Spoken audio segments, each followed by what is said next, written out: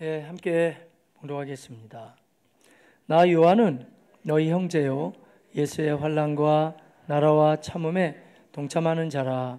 하나님의 말씀과 예수를 증언하였으므로 말미암아 밤모라 하는 섬에 있었더니 주의 날에 내가 성령에 감동되어 내 뒤에서 나는 나팔 소리 같은 큰 음성을 들으니 이르되 내가 보는 것을 두루마리에 서서 에베소, 서머나, 버가모, 두아디라, 사데, 빌라델피아, 라우디게아 등 7교회에 보내라 하시기로 몸을 돌이켜 나에게 말한 음성을 알아보려고 돌이킬 때에 7 금촛대를 보았는데 촛대 사이에 인자 같은 이가 발에 끌리는 옷을 입고 가슴에 금띠를 띠고 그의 머리와 털의 희기가 흰 양털 같고 눈 같으며 그의 눈은 불꽃 같고 그의 발은 풀무불에 단련한 빛난 주석 같고 그의 음성은 많은 물소리와 같으며 그의 오른손에 7뼈리 있고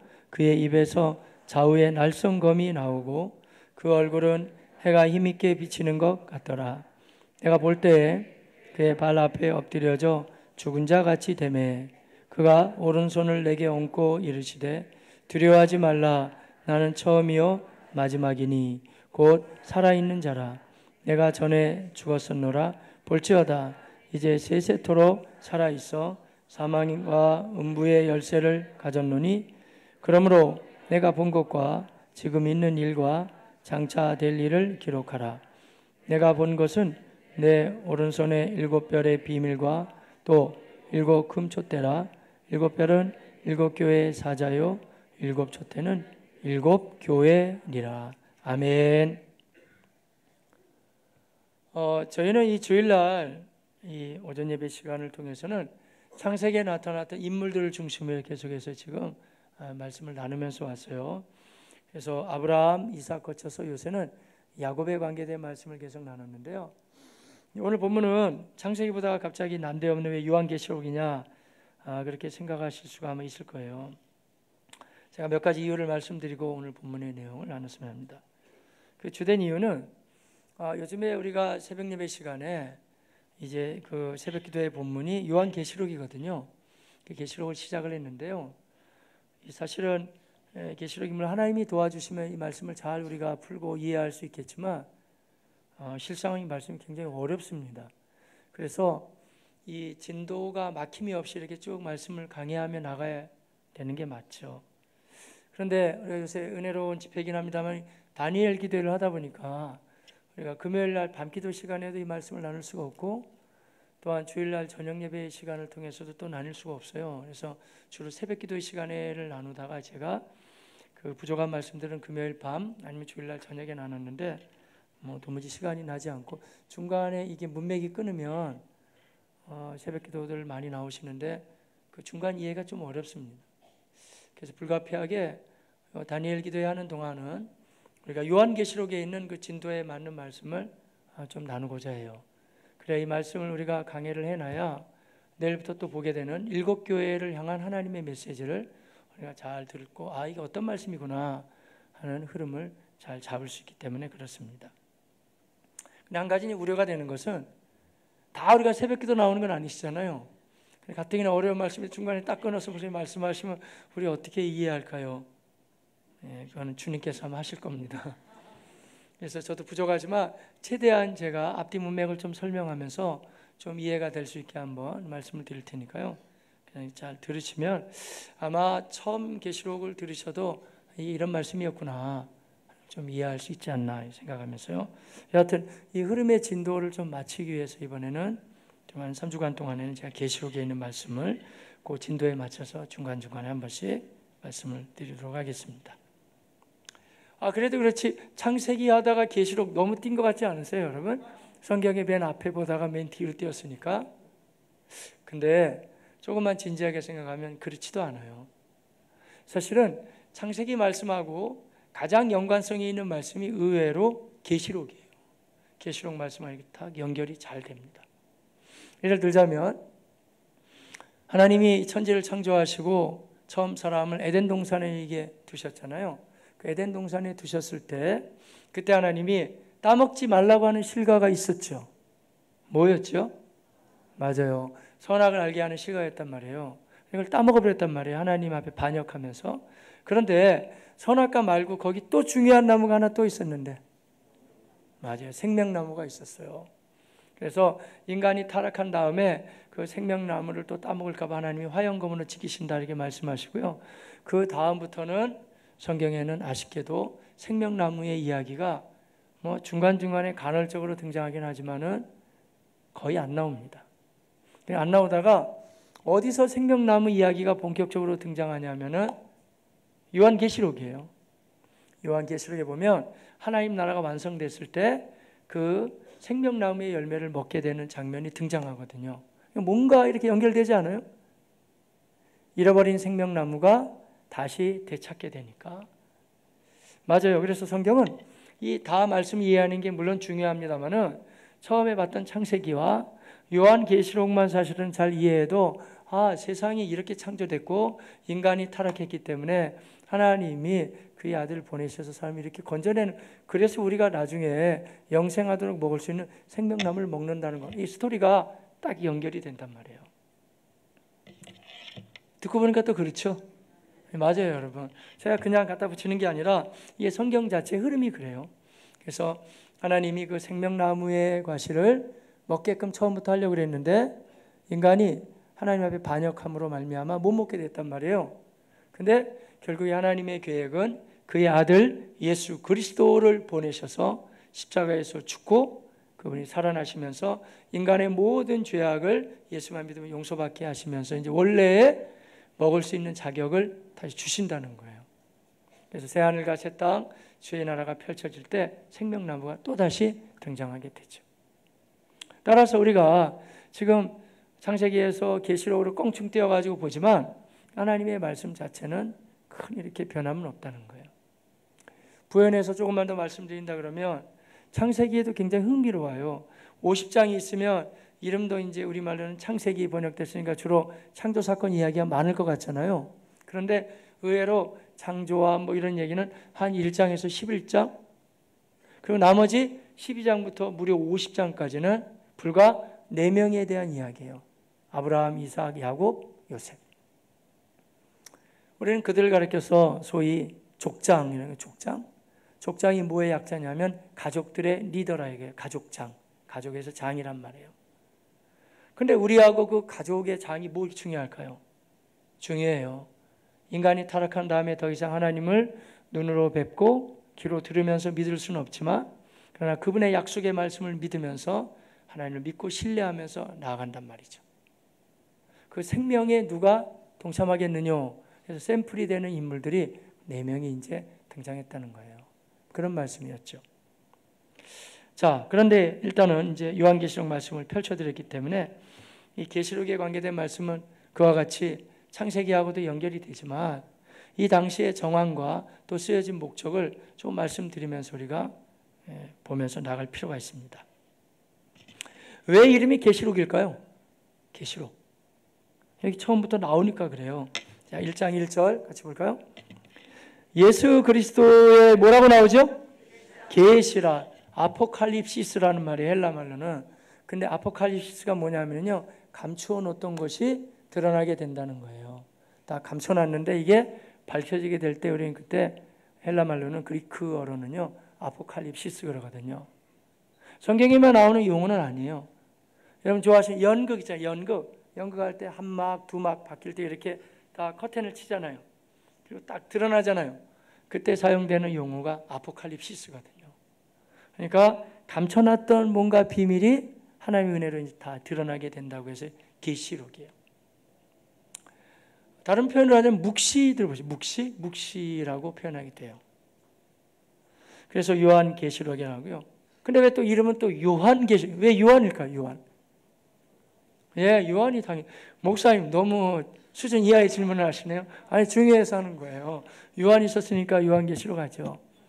근데 우리는 그렇게 쉽게 믿지만 때때로는 뭐 약간 성경을 삐딱하게 보는 사람들이 있어요. 여러분이 쓰는 용어로는 자유주의라고 그러는데 전문적인 용어로는 비평학자들이라고 그래요. 그런 사람들은 또 특별한 좀 희한한 사람인 것 같아요. 그 사람들은 성경을 항상 삐딱하게 봐요. 이건 사도 바울이 썼습니다. 그러면 과연 그럴까? 뭐 이렇게 보는 거예요. 사도 요한이 썼다니까요. 아닐 거야. 뭐 이런 식으로. 좀 이상한 사명이에요. 근데 그 사람들은 주로 어디서 이제 시작됐냐면, 서양 사람들이 굉장히 분석적이잖아요. 특히 독일 같은데. 그래서 독일에서 공부했다고 뭐 다 그런 건 아니지만 주로 이 사람들이 머리가 좋고 똑똑하니까 딱 분석한단 말이에요. 감이 이렇게 나오는 거예요. 세상의 모든 책을 비평할 수 있는데 성경이라고 왜 우리가 비평 못하겠느냐. 그래서 그 사람들 이름이 비평주의예요. 근데 약간 천한 말로 얘기하자면 좀 건방지죠. 하나님 앞에서. 감히 하나님의 말씀 믿으면 되는데 제가 비평하겠다고 막 나온단 말이에요. 그리고 또 어느 정도 수위가 필요한데 그냥 막 들어가는 거예요. 그래가지고 다 아닌 것 같다고 해가지고 아주 속된 표현을 하자면 성경을 막 찢어놓은 사람들이 많이 있어요. 그래서 뭐 여러분이나 저는 그런 입장을 지향하지 않아요. 대부분 한국 교회는 이렇게 그 보수적인 컬러가 강하거든요. 그러니까 그대로 믿는단 말이에요. 그러니까 여러분 물어봤을 때 금방 요한이 있었어요 그랬잖아요. 그러니까 사도 바울 서신도 다 믿죠. 근데 자칭 똑똑하다는 사람들이 그런 식으로 접근했는데요. 요새 너무 감사하게도 그 사람보다도 더 똑똑한 사람들이 이제 이쪽 보수 진영, 복음주의 진영에서 아니 저 사람들이 공부 좀 어설프게 했다고 저렇게 하나님의 말씀을 함부로 폄하하니 안 되겠다 해가지고 말이죠. 연구를 하는 거예요. 감사하게도 요새는 꽤 똑똑한 분들이 그거보다 더 많이 연구해 봤더니 이 하나님이 원래 주신 말씀 맞다는 거예요. 할렐루야. 그러니까 아무리 인간적인 지식이 어설픈 지식이 하나님의 말씀을 이렇게 함부로 자로챌 수는 없죠. 그래서 요한이 썼으니까 요한계시록이에요. 언제 썼냐 하면은 AD 95년에서 96년경에 썼어요. 설명할 필요가 있으니까 말씀드립니다. 그 당시에 황제는 도미티안 황제였어요. 소위 도미티아누스라고도 불러요. 왜 제가 구체적으로 설명하냐면 이 당시에 교회가 아주 어마어마한 핍박을 당했습니다. 보통 핍박이 아니에요. 다 죽이는 거예요. 예수 믿는 사람들을. 물론 마가복음이나 베드로 전후서가 쓰여질 당시 AD 한 64년경에도 한 30년 전에 또 교회는 핍박을 많이 당했어요. 그 당시에 황제는 미치광이었던 네로였습니다. 네로 황제 당시에도 교회가 큰 어려움을 많이 당했거든요. 다 고난 중에 쓰여진 글들이에요. 그런데 그러고 나서 한 30년의 세월이 흘러갔을 때 요한계시록에 쓰여지던 AD 95, 96년에는요. 네로 황제의 핍박하고는 또 상대할 수 없는 더 아주 희한한 핍박이 불어닥쳤어요. 뭐냐면 이제는 로마의 황제가 하나님이라는 거예요. 그래서 하나님 앞에 다 숭배, 황제를 다 믿어야 돼. 도미티아누스 전부 다 믿어야 되는데 황제를 하나님으로 믿으라는 거예요. 그게 바로 소위 황제 숭배 사상이에요. 우리가 일제강점기 때 신사참배 비슷한 거죠. 근데 다 그랬을 때 웬만한 사람들은 로마라는 나라가 굉장히 강했기 때문에 다 머리를 숙여요. 하지만 이 상황 속에서도 일단의 무리들이 거기에 머리를 결코 숙일 수 없었어요. 누구였을까요? 바로 여러분 같은 그리스도인들이었습니다. 결코 내가 죽을지언정 하나님은 유일한 분이시고 우리의 숭배의 대상은, 믿음의 대상은, 예배의 대상은 하나님 한 분이신데 결코 그럴 수 없다 했어요. 물론 우리가 이 땅에 살기 때문에 세금도 드릴 수 있고 다른 건 다 할 수 있지만 그것만은 결코 용납할 수 없다 했어요. 그러자 자기네 정권이 흔들리잖아요. 그러니까 어마어마한 핍박이 막 다 죽이는 거예요. 예수 믿는 사람들. 배경이 똑같지는 않지만 얼마 전에 나왔던 영화인데 한번 보셨는지 모르겠네요. 바울이라는 영화가 나왔거든요. 그 바울 영화의 배경은 한 AD 64년경이에요. 근데 하여간 그 당시를 유시해서 로마라는 사회에서는요, 예수 믿는 그리스도인들을 무척 많이 죽였어요. 믿기만 하면 그냥 이렇게 사람을 죽여가지고요, 이 가로등을 만들어 버리는 거예요. 여기다가 이제 기름칠을 해가지고 불을 붙여서. 그러니까 사람이, 그 영화 보면 나와요. 세워져 놓은 게 사람이에요. 사람이 가로등이에요. 그 사자굴에 던져, 끔찍한 일이죠. 다 죽였어요. 생각만 해도 끔찍하죠. 그런데 그런 짓들이 지금 21세기에 펼쳐지고 있습니다. 거의 유사한 상황들이 바로 북한입니다. 북녘 땅에 다녀온 시민권자라든지 그분들의 보고서를 읽어보면요, 뭐 그 똑같지는 않겠지만 아주 처참하게 많이 죽습니다. 특히 그리스도인들이. 그러니까 예수 믿는 사람들이 공식적으로 봉수교회나 이런 거는 보여주기 위해서 있는 거고 실제적으로는 없습니다. 그런데 있습니다. 나중에 우리나라가 언젠가 통일되면 이제 보세요. 틀림없이 있다는 말이 맞아요. 기독교는, 교회는 사람 죽인다고 없어지는 게 아니에요. 단지 너무 핍박이 강할 때는 약간 밑으로 수면 아래로 들어갈 수는 있죠. 중국이 문화혁명을 일으키고 목사를 중심으로 예수 믿는 사람 다 죽였다고 했잖아요. 그런데 얼마 전에 개방화 시대가 됐을 때 열어보니까 더 많은 수가 있었잖아요. 북한 그럴 겁니다, 여러분. 틀림없습니다. 하나님을 믿는 하나님의 사람들이 성령의 역사가 죽이고 잡아간다고 없어지진 않아요. 단지 드러나진 않겠죠. 지금 굉장히 참혹하더라고요. 보고를 대하면은. 똑같지 않아요? 이 당시에도 도미티안 황제 숭배 사상이 있듯이 지금 마찬가지잖아요. 김일성 그리고 그의 아들 그 손주까지 다 우상 숭배 시키잖아요. 정말 거기 앞에 절하고 전부 다. 여러분 어떻게 생각하세요? 저는 정치적인 색깔은 이것도 아니 저것도 아니 항상 기도할 뿐이죠. 그런데 북한은 안 변했습니다, 여러분. 여러 가지 하는 행동을 보세요, 여러분. 계속 미사일 쏘대잖아요. 400km 이상이 날아간다 하면 한반도는 전체 전부 다 하고 다 그렇습니다. 제가 신문을 봤어요, 어제. 여러분 어떻게 동의하세요? 미국은 이제 큰일 났다 얘기했어요. 한국 정부 바로 발표했죠. 조금 더 인내심이 필요하다. 뭘 어떻게 참아요? 뭘 어떻게 인내합니까, 여러분? 다 열어놔요, 전부 다. 하나도 안 변했는데. 꼭 이런 거가 똑같은 것 같아요, 저는. 이 동네에 조폭들이 있는데 그 가장은 자기 집을 지켜야 될 거 아니에요. 저 사람을 변화시켜야 된다고 우리가 다 문 열어놓으면 변화되는 거예요. 저쪽은 하나도 안 변했는데. 이치하고 비슷한 것 같아요. 헬라 말로 한번 제가 써볼까요? 지금 아직 하나님의 카이로스가 오지 않았어요. 시간은 헬라 사람들은 정확합니다. 흘러가는 크로노스가 있고 하나님의 때인 카이로스가 있습니다, 여러분. 그때가 언제 올지는 몰라요. 남북한의 이 화해 분위기 하나가 되고 하나님을 믿게끔 하는 건 모르지만 여러분 어떻게 생각하나요? 제가 보기에는 아직은 아닌 것 같아요. 기도 많이 해야 되죠, 우리가. 하나님 앞에 구하면서 말이죠. 그냥 우리만 잘한다고 열려지는 건 아니에요. 북녘 땅은 특별히 예수 믿는 사람들 아주 싫어합니다. 여러분이 더 잘 아시겠지만 소위 사회주의 이론, 공산주의 이론은요 유물론이에요. 뭐 복잡한 얘기를 안 해도 그 사람들은 하나님을 믿지 않습니다. 믿으면 그게 안 맞는 거예요. 이 이론 자체가 안 맞아요, 여러분. 자꾸 부딪히게 되죠. 그런 부분들 우리가 생각하면서 기도 많이 해야 됩니다. 저도 할 얘기가 많이 있지만 중요한 설교 시간이기 때문에 제가 그런 얘기를 꺼내들지 않는 것뿐이지 모르긴 해도 아마 정치경제 제 주 전공이 정치경제학이에요. 학부에서 알아요, 여러분. 무슨 말을 하는지 칼 막스 이론 다 알아요. 그런데 뭐 폐 일어나고 일단은 기독교적인 거 아니에요. 그래서 그 사람들은 제일 싫어하는 게 하나님을 믿는 거 싫어해요. 왜냐하면 이론이 안 맞아간다니까요. 그리고 더군다나 저 북녘 땅의 사상은 큰 공산주의도 아니고 좀 이상해요. 완전히 우상숭배지. 그게 뭐 공산주의입니까? 우상숭배? 맞지가 않아요, 여러분. 그런 시대 한복판에 살고 있기 때문에 우리가 뭐 같이 뭐 일어나서 뭐 떠들고 대모 그게 문제가 아니라 정말 눈물 어린 기도를 많이 하시길 바라겠습니다. 이 땅에 특별히 북녘의 땅에 하나님의 은혜가 임할 수 있도록 우리 기도해 주시길 바랍니다. 그러니까 제가 이 이야기를 하다 좀 발전시켜서 지금 이야기했는데요. 똑같으니까요. 말씀 주면 AD 95년경에 있었던 일이 지금 똑같은 시간, 이 똑같은 시간에 북녘 땅에는 펼쳐지고 있는 거예요. 아무도 예수 못 믿게. 아예 그냥 씨를 말리잖아요.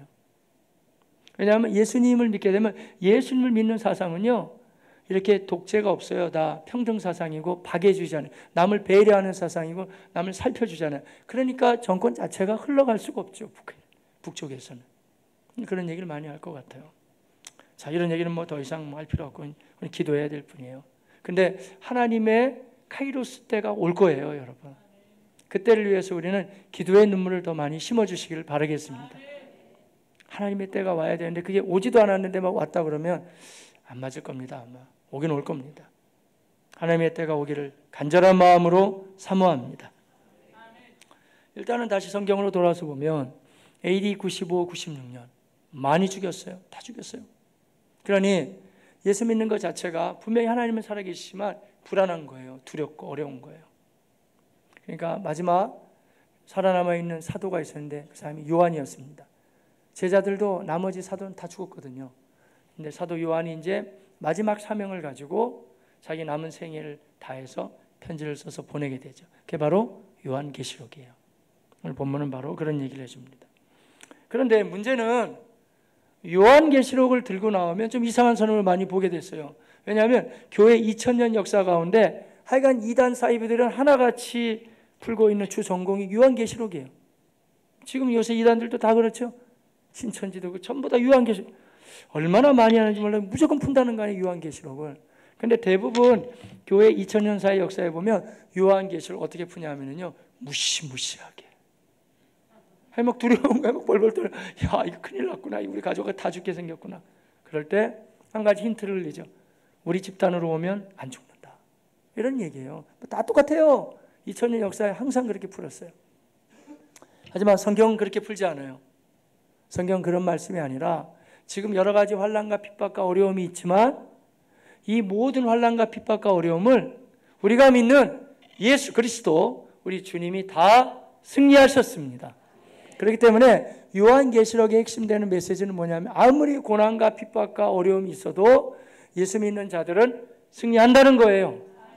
믿습니까? 믿음을 가지셔야 돼요. 제가 지금 북녘의 하늘도 말씀드리고 이 당시 말씀드렸는데 남녘 땅에 살고 있는 여러분들 아무도 죽지 마세요.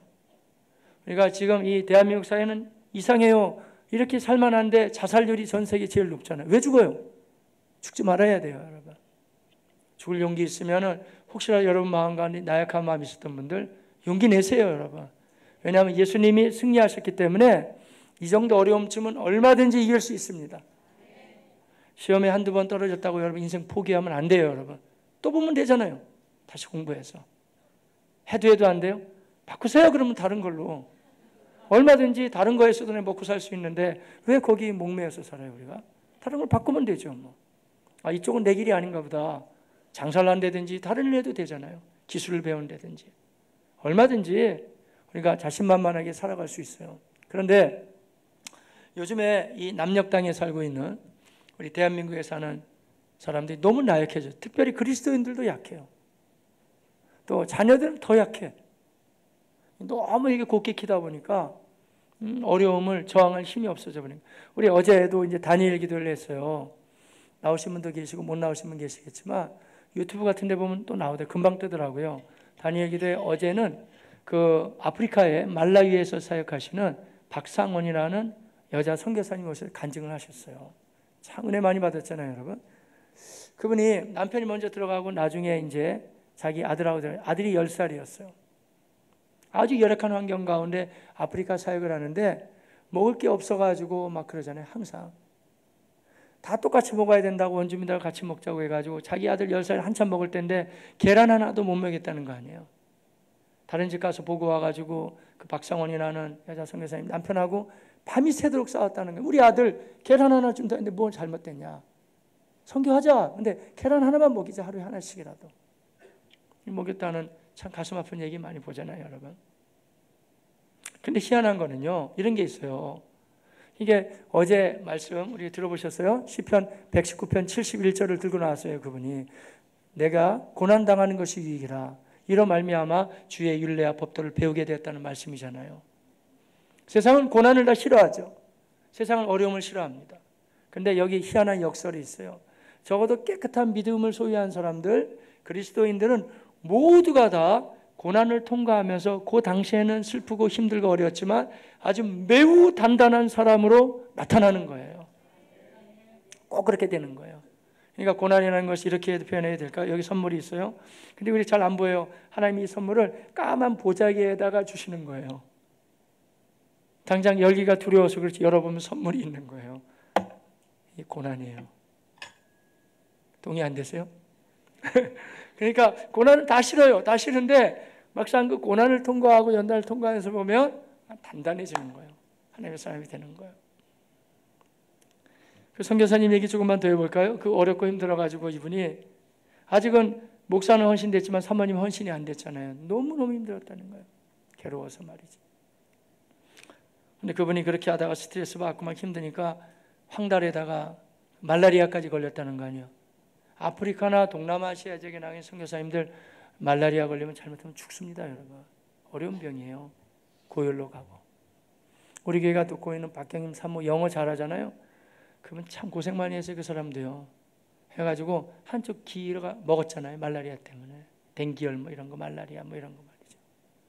열대병이 무서운 겁니다. 그래가지고 이 사모님도 병원도 포기하고 다 죽어갈 때 얘기하시잖아요, 간증할 때. 너무 희한한 게 있어요. 우리가 딱 고난 당하고 싶지는 않지만 이 고난이 깊어져야 하나님을 깊이 만날 수 있어요. 그러니까 이렇게 생각하면 정리될 것 같아요. 여러분 지금 평안하시고 웬만큼 사세요? 할렐루야로 감사하시고 전도 열심히 하세요, 여러분. 근데 너무 고난이 심각하고 너무 지금 내가 버틸 수가 없어요, 여러분. 그때가 하나님 만날 때입니다, 여러분. 다 그때 만나는 거예요. 다 그때 만나요, 모두가 다. 어려운 가운데 만나서 하나님이 그를 치료해 주시잖아요.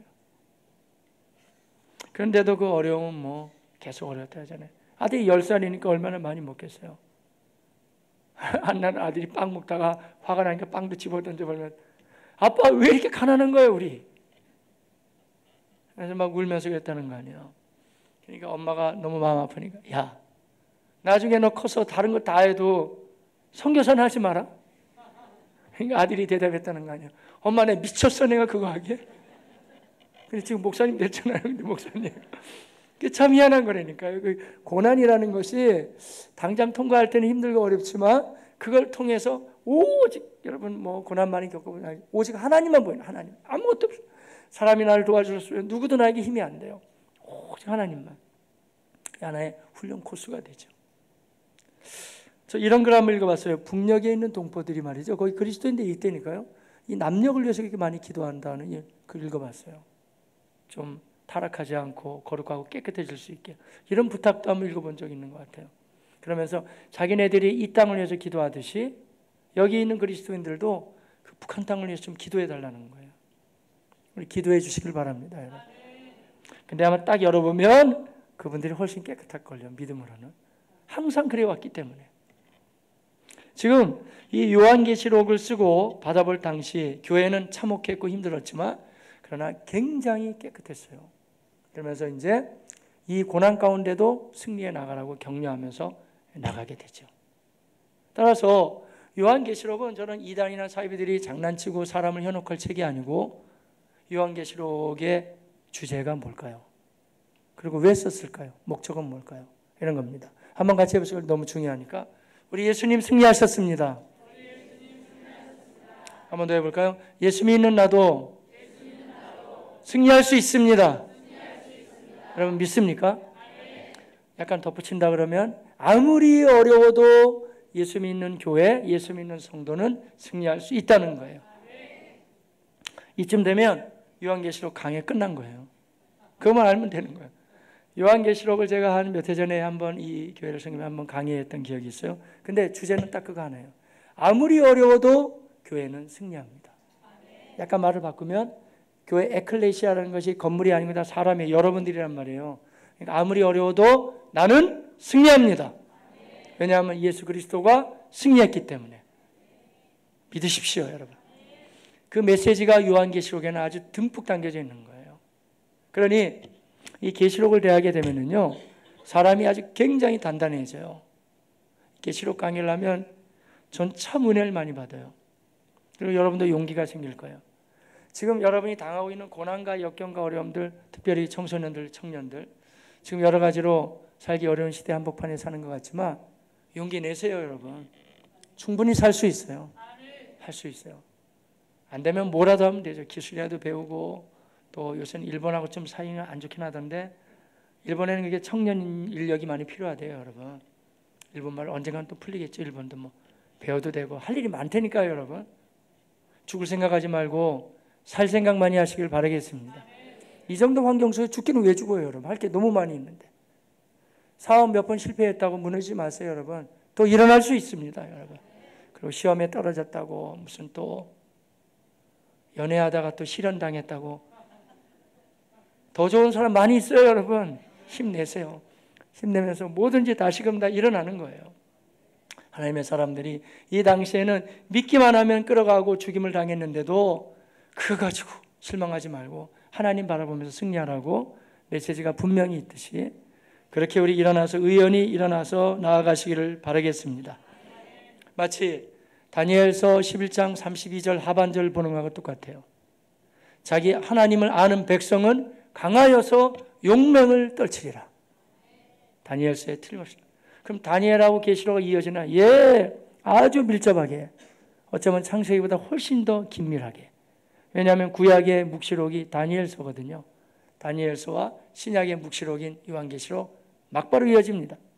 제가 지금 오늘 본문에 대한 강의를 마친 다음에 제가 마무리는 다니엘서를 보고 마무리를 할 거예요. 딱 이어지니까 그대로 연결되거든요. 공통점은 양쪽이 다 어려운 시대를 살아갔다는 거예요.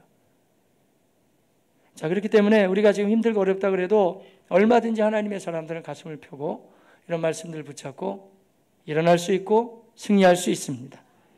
다 마음이 나오는 거예요. 마음을 어떻게 먹느냐에 따라서 여러분 마음 자체를 단단하게 먹고 일어나야 되겠죠. 자, 근데 풀어가는 요령이 있는데 계시록이기 때문에 이 장르랄까요? 흐름은 묵시예요, 묵시. 그런데 요한계시록은요, 그렇게 너무 신비하게만 풀면 안 돼요. 왜냐하면 이 글 자체가 편지예요. 서간문체거든요. 그러니까 편지를 읽어가는 흐름을 타면서 그 가운데 신비로운 주의 말씀을 대한다. 이쯤 보면 될 것 같아요. 자, 같이 한번 보면 4절 말씀입니다. 요한은 아시아에 있는 7 교회에 뭐 한다고 그랬죠? 그러니 이 요한계시록 본인이 편지한다고 그러는데 당연히 서간문이죠. 편지글이에요. 편지하노니 그 다음에 이제도 계시고 전에도 계셨고 장차 오실 이와 그의 보좌 앞에 있는 7 영과 이런 식으로 말씀이 이어지잖아요. 여기 4절에는 요한계시록을 보는 중요한 해석학적인 원리가 담겨져 있어요. 하나는 편지니까 편지로 봐야 된다는 거고, 다른 한 가지는 이제도 계시고 전에도 계시고 장차 오실 분의 이 표현이 많이 등장합니다. 계시록에는. 그러면 계시록을 볼 때 어떻게 봐야 되냐면은 제가 지금 AD 95년 얘기하잖아요. 지금으로부터 따지면 한 2000년 가까운 시절 전이잖아요. 그러니까 그때도 하나님은 교회를 붙잡고 역사하셨습니다. 그리고 지금도 하나님이 교회 가운데 역사하심을 다 믿으십시오. 그리고 예수님은 장차 오실 분이십니다. 세 가지의 균형 감각을 가지고 계시록을 봐야 되겠죠. 그래서 항상 우리는 기억해야 되는 게 AD 95년경에 도미티안 당시의 핍박이다. 왜 강조하냐면 이상하게 푸는 사람들은 AD 95, 96을 안 푼다니까요. 당장 우리가 어떻게 되냐. 그래가지고 하나님이 동방의 나라를 어떻게 이런 식으로만 풀어가죠. 말이 안 되잖아요. 그럼 AD 95년에 믿었던 그리스도인들 아무 의미가 없는 거예요? 그렇지 않다니까요. 그 당시와 지금과 장차 오실 주님을 바라보면서 우리가 성령의 도움을 받는 가운데 우리 진행해 가시기를 바라겠습니다. 오늘 본문 말씀을 들어가서 한번 볼까요? 자, 9절입니다. 나 요한은 너희 형제요 예수의 환난과 나라와 참음에 동참하는 자라. 하나님의 말씀과 예수를 증언하였으므로 말미암아 반모라 하는 섬에 있습니다. 자, 지금 사도 요한이 어디서 썼는지도 정확히 밝히죠. 반모섬에서 썼는데 왜 그러냐면 사도들은 다 순교했지만 자기는 마지막 남은 사명 때문에 하나님 자기를 살려주신 건 맞아요. 그런데도 여러 가지 핍박 때문에 어렵죠. 왜 핍박을 당했다고요? 하나님의 말씀과 예수를 증언했기 때문에 그래요. 다른 말로 하자면 하나님의 말씀대로 살았기 때문에 핍박을 당하는 거고, 또한 더 나아가서는 예수님을 전도했기 때문에 전했기 때문에 지금 어려움을 당했다는 거예요. 제가 많이 물어봐도 될까요?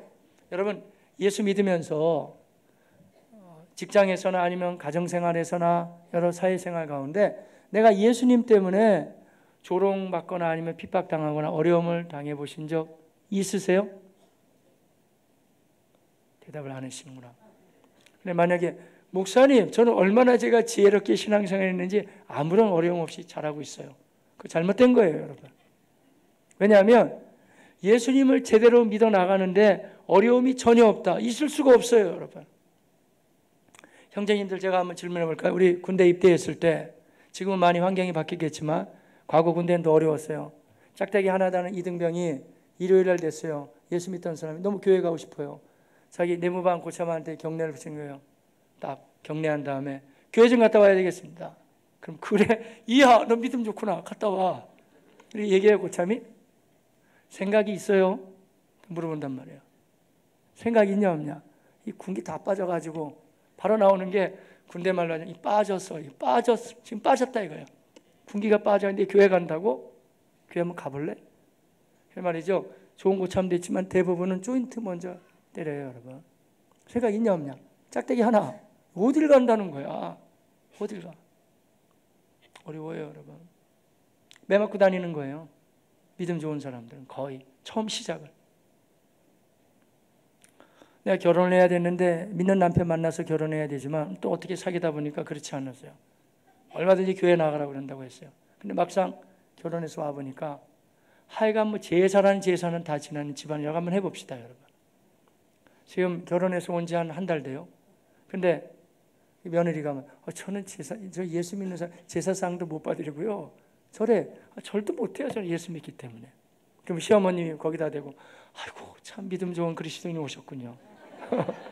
그렇게 얘기할 것 같아요, 여러분. 바로 나오는 게 뭐예요? 어디서 이 맹랑한 것이 와가지고 바로 나오지 않을까요? 야, 어디서 이런 거 같냐? 집안 망쳐놓는다. 금방 부딪히는 거예요. 만만치 않아요, 여러분. 직장? 똑같죠, 여러분. 어렵게 취직해가지고 직장에 들어갔는데 직장 그 사장이 말이죠. 무속을 좋아하는 사람이에요. 무속신앙을. 돼지머리 다 갖다 놓고 다 절하라 그러는데 이제 금방 들어온 신입사원이 다 저랑 혼자 뻣뻣이 써가지고 말이죠. 저는 못합니다. 왜 못하는데? 부장이 금방 올 거 아니에요? 야, 정신 있냐 없냐? 저래. 우리 사장님이 이걸 따른단 말이야. 뭐라고 답해? 저는 그리스도인입니다. 그래? 회사 그만두고 싶냐? 금방 나올 거 아니에요, 여러분. 쉽지 않은 얘기라니까요. 현장에서는 쉬운 얘기가 아니에요. 그러니까 내가 예수를 믿으면서 아무런 조롱이나 핍박이나 아무런 걸림이 없이 왔다. 그거 둘 중에 하나예요, 여러분. 하나님이 순종한 길을 열어주셨든지 매번은 아마 안 그러실 것 같고 근데 요령껏 싹싹 맞추면서 다 맞춰갔든지. 근데 요한계시록은 뭐냐면요. 그 정도 각오 가지고는 이 여러 가지 유혹과 핍박과 환난과 조롱 가운데 이길 수 없다는 거예요. 그래서 하나님이 그 사도 요한에게 예수 그리스도의 현현하심을 특별한 모습으로 보여주시면서 일곱 교회, 아시아 일곱 교회한테 말씀을 하시는 거예요. 일곱 교회가요. 에베소 교회, 서머나 교회, 버가모 교회 쭉 나오잖아요. 쭉 나오는데 일곱 교회들이 모두가 다 잘못된 교회였나요? 그렇지 않아요. 잘하는 교회들도 있었어요. 그런데 이 말씀이 다 필요한 것은 아무리 믿음 생활을 잘해도 부족한 부분이 있는 거예요. 어떤 사람은 착하고 온유하고 상냥한데 담대함이 약하네. 그런 사람은 안 된다 이거예요. 그런 식으로 하나님께서 그들에게 용기를 주시고 힘을 주시면서 격려하며 나아가죠. 너무 중요한 말씀들이 많이 있는데 참 제가 설교하다 보니까 제가 너무 열심히 한다고 했나 봐요. 시계를 보니까 시계가 너무 오래 갔어요, 여러분. 이거 너무 아쉬운데 그래서 제가 양해를 구하면서 한 몇 분만 적어도 30분에 다 끝냈는데 죄송하게 생각하고요. 오늘 은혜스러운 간증 잘 들으셨잖아요. 제가 이 부분 조금만 할게요. 왜냐하면 예수가 어떤 분인지 제가 다니엘서까지 봐야 되는데 그건 숙제로 드릴게요. 그냥 오늘 부분만 읽고 마칠게요. 오늘 성경은 뭐냐면요. 아무리 그렇게 환난이 있고 핍박이 있어도 그 예수님을 똑바로 바라봐야 된다는 거예요. 그럼 승리할 수 있어요. 자, 예수님 하면 여러분 어떤 이미지가 떠오르세요? 대부분 이렇게 얘기해요. 그분은 온유하고 자상한 분이세요. 선한 목자세요. 오케이, 맞는 얘기예요. 근데 일부만 맞아요. 성경 그렇게 말하지 않아요, 여러분. 예수님은 상냥하시고 자상하시고 온유하시지만 때로는 그렇게만 몰아가면 나도 모르게 예수님을 마치 무기력하게 약한 분으로만 몰아가세요. 온유한 분 맞죠? 나의 연약함을 품어주시죠. 반면에 오늘 본문은 여러분이 상상하는 예수가 아닐 거예요, 여러분. 아주 어마어마한 능력이 있는 분이에요. 정말 그 주님으로 우리에게 보여주시죠. 한번 볼까요? 어떤 분이신지. 자, 성령의 감동으로 보게 돼요. 자, 12절 시작. 몸을 돌이켜 나에게 말한 음성을 알아보려고 돌이킬 때 일곱 금 촛대를 보았는데 13절 촛대 사이에 인자 같으니 성경에서 인자가 온 것은 섬김을 받으려 함이라 섬기려 하고 또 인자는 안식일의 주인이야. 인자라는 말 예수님이 많이 쓰잖아요. 인자가 한문으로 하면 사람 인자에다가 아들 자자예요. 근데 그렇게 간단한 개념이 아니에요. 나중에 한번 돌아가서 살펴보세요, 여러분. 제가 숙제를 드릴게요. 다니엘서 7장 9절 이하에 보면 인자에 대한 이야기가 잘 나오거든요. 인자는 엄청난 능력을 가지신 분을 말해요. 예수 그리스도예요. 그래서 성경이 말할 때 인자라는 것은 사람의 아들로도 오셨지만 어마어마한 권세, 하늘과 땅의 권세를 가지신 분이라고 묘사하면 되죠. 자, 13절. 촛대 사이에 인자 같은 이가 발에 끌려놓은, 이건 제사장 옷이에요. 가슴에는 금띠를 띠고. 14절. 그의 머리와 털의 희기가 흰 양털 같고 눈과. 자, 보세요. 다니엘서 보면 이분은 하나님이세요. 이렇게 생기신 분이. 그러니까 모습이 그렇다는 게 아니라 그 권세를 말씀해 주는 거예요. 그의 눈은 불꽃 같고. 15절. 그의 발은 풀무불에 단련한 빛난 주석 같고 그의 음성은 많은 물소리 같으며 그의 오른손에는 7별이 있고 그의 입에서는요 자외 날성 검이 나오고 그의 얼굴은 해가 힘있게 비치는 것. 왜 이렇게 표현할까요? 힘들고 어렵지만 너희를 돕고 계시는 그 예수 그리스도가 얼마나 능력이 많이 있으시고 힘이 있으신 주님이시라는 것을 바라보아야 된다는 거예요, 여러분. 그 주님을 바라보시길 바랍니다. 너무너무 두려웠어요. 17절. 내가 볼 때 그의 발 앞에 엎드려져 죽은 자 같이 되매 그가 오른손으로 내게 얹고 이르시되 두려워하지 말라. 나는 처음이요 마지막이니 곧 살아있는 자라. 내가 전에 죽었음. 왜 죽었다고 말씀하실까요? 십자가에 우리 죄 때문에 죽으셨으니까. 하지만 볼지어다 이제 세세토록 살아있어 사망과 음부의 열쇠를 가지고. 무슨 말이냐면 약한 세력들을 주님이 다 심판해 버리신다는 거예요. 지금 당장 어렵지만 교회는 승리합니다, 여러분. 여러분 다 이길 것입니다. 그 믿음을 가지고 이제 나머지 말씀은 월요일 새벽부터 계속 보시긴 하겠습니다만은 나머지는 약한 부분은 고치고 강한 부분은 살려주면서 교회여 성도에 흔들리지 말고 하나님의 사람답게 승리해 나가라는 것이에요. 다 그렇게 되시기를 주님의 이름으로 축복합니다.